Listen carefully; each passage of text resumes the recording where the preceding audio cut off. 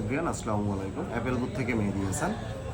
যারা আসলে Infinix user আছেন তাদের জন্য আপনার ইনফিনিক্সের হট 50 এবং এই ডিভাইসটা কিন্তু একদমই নিউ লঞ্চ হয়েছে 2024-এর একদম লাস্ট মান্থে প্রোডাক্টটা আসছে আমাদের।